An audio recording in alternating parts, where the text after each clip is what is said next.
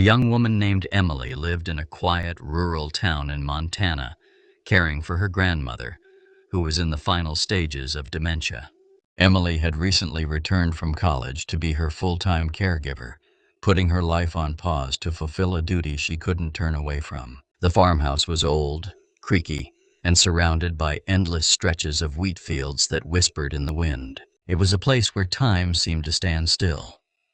Nights were eerily silent, except for the occasional howls of coyotes or the groaning of wooden beams settling into the earth. One warm summer evening, Emily was exhausted from a long day of tending to her grandmother, who had been especially restless and confused.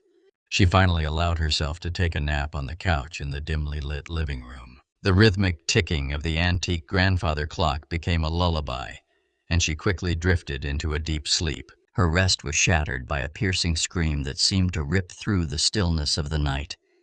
Emily jolted upright, her heart pounding so loudly she could feel it in her throat. It was her grandmother. The sound wasn't just one of pain or confusion. It was primal, raw, and utterly terrifying. She sprinted to her grandmother's bedroom, the dim glow of a small lamp spilling into the hallway. The room felt colder than it should have been on a summer night. Her grandmother was huddled in the farthest corner of the bed, clutching the quilt tightly to her chest like a child seeking protection. Her frail body trembled uncontrollably. "Grandma, what's wrong? Are you hurt?"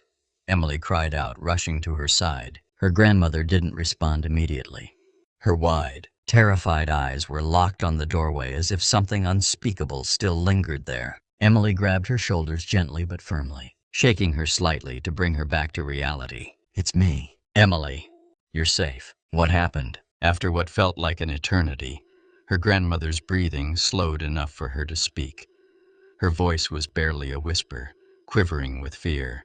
"He was here," she said, her eyes darting toward the door again. "Who? Who was here?" Emily asked, though she wasn't sure she wanted to know the answer. Her grandmother's lips trembled as she finally choked out the words. "The devil." He was standing right there. Emily froze, the air in the room growing impossibly heavy. Her grandmother, a retired schoolteacher who had lived a life of reason and practicality, had never spoken of such things before. Emily's logical mind immediately tried to dismiss the claim as a delusion brought on by her dementia, but the conviction in her grandmother's eyes made her doubt her own skepticism. "What did you see?" Emily asked cautiously, trying to keep her voice steady. Her grandmother clutched her chest as if reliving the terror. "He was tall, so tall he had to hunch to fit through the door. His skin, red as fire. And his eyes, oh, his eyes, they weren't human. They burned straight through me." Emily felt a chill run down her spine. The farmhouse was old and creaky, but she had never experienced anything that would suggest the presence of something supernatural. Yet, as her grandmother described the figure in vivid detail, Emily couldn't help but glance toward the doorway, half expecting to see something lurking there. "Grandma," Emily said, kneeling beside her, "I think maybe you had a bad dream. You've been under so much stress, and sometimes our minds play tricks on us." Her grandmother's frail hand shot out and grabbed Emily's wrist with surprising strength. "It wasn't a dream," she hissed. "I know what I saw." Emily didn't know how to respond. The fear in her grandmother's voice was so raw, so real, that it was hard to dismiss. She decided not to argue, instead pulling the quilt up around her grandmother's shoulders. "I'm here now. You're safe. Try to rest." But sleep didn't come easily for either of them that night. Emily stayed by her grandmother's side, her ears straining to catch any sound out of the ordinary. The farmhouse seemed alive with noises she had never noticed before. The creak of the floorboards, the distant rustle of the wheat fields outside, and the faint hum of the wind pressing against the windows. Every shadow seemed to stretch farther than it should, every flicker of light from the lamp casting shapes that made her pulse quicken. The next morning, Emily tried to rationalize the experience. She chalked it up to her grandmother's deteriorating mental state and her own exhaustion, but the unease lingered. She couldn't shake the image her grandmother had described. Days turned into weeks, and the incident began to fade into the background. Emily convinced herself it was nothing more than a moment of shared anxiety in a difficult time. But one evening, as she prepared for bed, she noticed something strange. The mirror in the hallway, an old piece that had been in the family for generations, was fogged up as if someone had breathed on it. It was odd because the house wasn't cold, and there was no reason for condensation to form. She stepped closer, her heart racing. In the foggy surface, faint streaks appeared as if someone, or something, had run their fingers across it. Emily's chest tightened. She wiped the mirror with her sleeve, but the streaks didn't disappear. Instead, they became clearer, forming what looked like claw marks. Emily didn't sleep that night.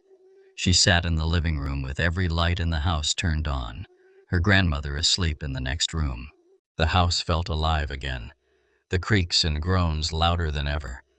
Every so often, she thought she heard footsteps in the hallway, but every time she looked, there was nothing there. The next morning, she called a local priest. Though she wasn't particularly religious, she felt desperate for answers. The priest arrived later that day, a kind but serious man who listened patiently as Emily described the events. He performed a blessing on the house, walking from room to room with a vial of holy water and a small silver cross. As he moved through the house, Emily noticed her grandmother watching him intently. When he reached her room, she grabbed his arm and whispered something Emily couldn't hear. The priest nodded solemnly and continued his blessing.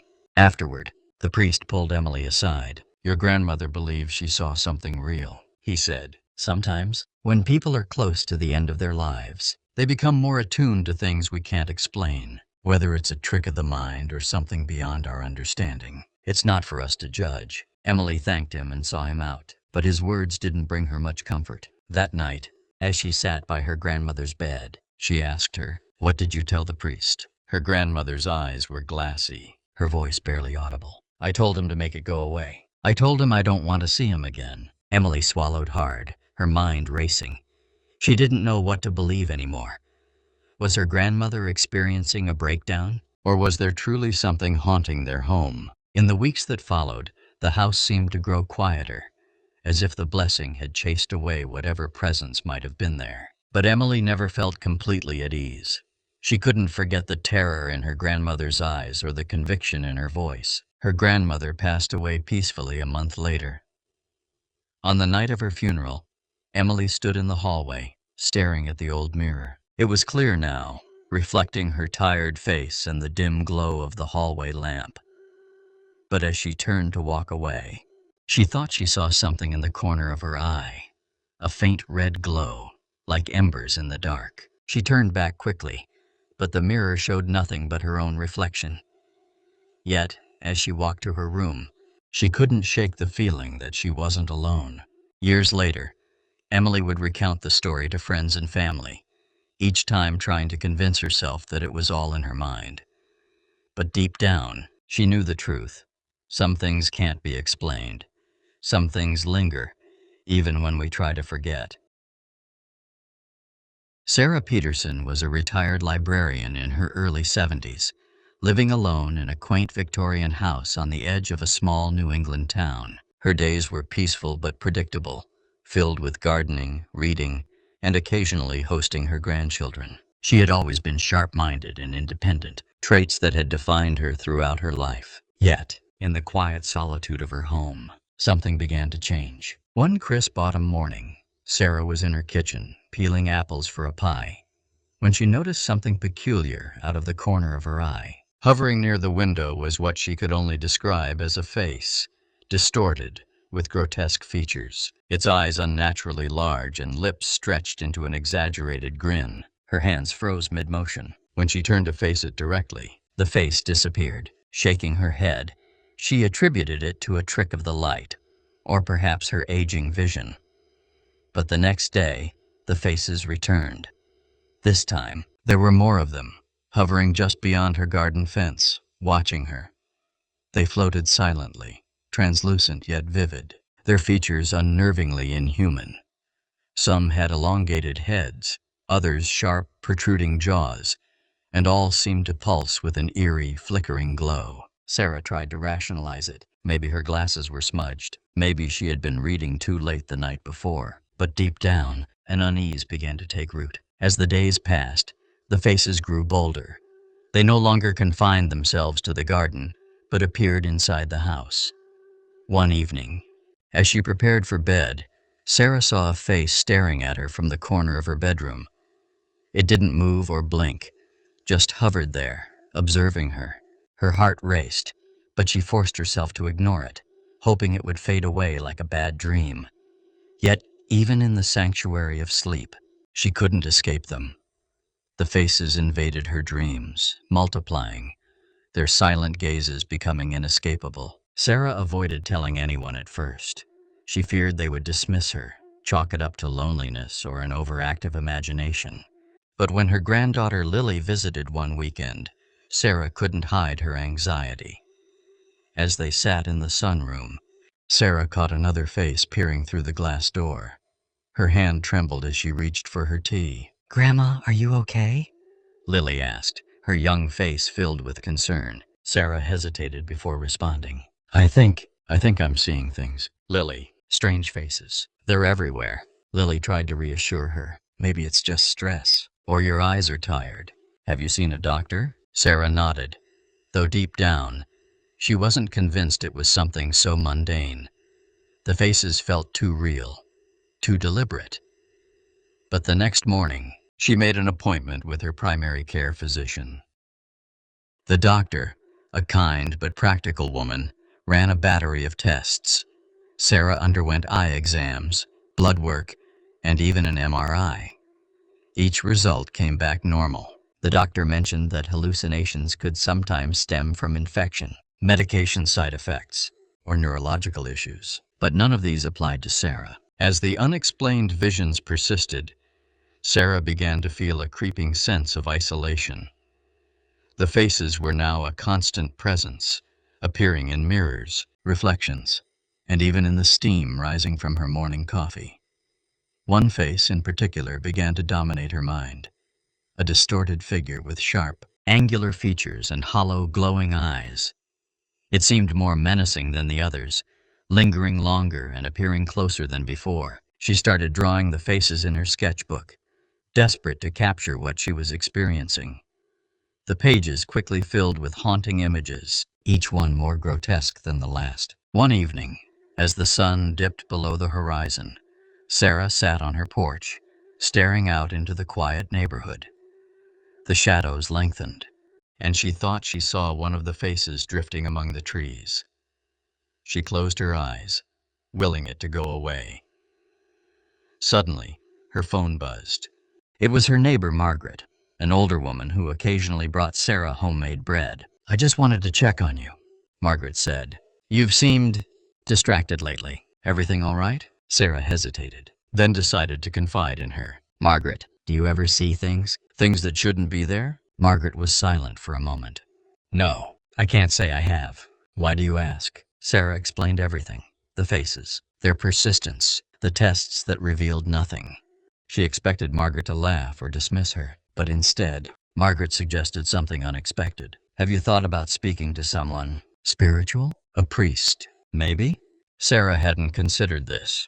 Though she wasn't particularly religious, desperation pushed her to explore every option. She contacted the local church and met with Father Daniel, a soft-spoken man who listened intently as she recounted her experiences. He didn't dismiss her, but his explanation offered little comfort. "Sometimes, when we're alone, our minds can wander into places they shouldn't," he said gently. "Whether these faces are a manifestation of your fears or something beyond, it's clear they're troubling you. Would you like me to bless your home?" Sarah agreed, hoping it might bring some peace. Father Daniel visited the next day, walking through each room, murmuring prayers and sprinkling holy water. For a brief moment the house felt lighter, as though a weight had been lifted. But that night, the faces returned, more vivid than ever, in desperation. Sarah revisited her doctor and showed her the drawings. The doctor studied them carefully, then said something that gave Sarah pause. "These remind me of something. There's a condition called Charles Bonnet syndrome. It's rare, but it can cause vivid visual hallucinations, often in people with deteriorating vision. Even if your eyesight seems fine, it might be worth investigating. Sarah was referred to an ophthalmologist who confirmed subtle signs of macular degeneration, a condition she hadn't even realized she had. The diagnosis was a revelation. The faces weren't supernatural. They were a byproduct of her brain, trying to fill in the gaps created by her failing vision. The distorted, grotesque images were her mind's way of compensating for what her eyes could no longer see. Relief washed over her, but it was bittersweet. While she now understood the faces, they didn't disappear. The ophthalmologist explained that there was no cure for Charles Bonnet syndrome, only coping strategies. Sarah began to adapt, using techniques like grounding herself in reality when the faces appeared. She would touch familiar objects or focus on specific details in her surroundings to remind herself what was real. Over time, the faces became less frequent, though they never completely vanished. Sarah learned to coexist with them, even finding a strange sense of companionship in their presence. They were a reminder of her resilience, her ability to confront the unknown and adapt. Years later, when her granddaughter Lily asked about the faces, Sarah smiled wistfully. "They're still with me, but they don't scare me anymore. Sometimes, our minds create things we don't understand, but that doesn't mean we can't find peace with them." Sarah's story became a testament to the human spirit's ability to endure, even in the face of inexplicable fears. Though the faces lingered in her world, they no longer defined it. Instead, they became part of her journey, a reminder of the mystery and complexity of the human mind.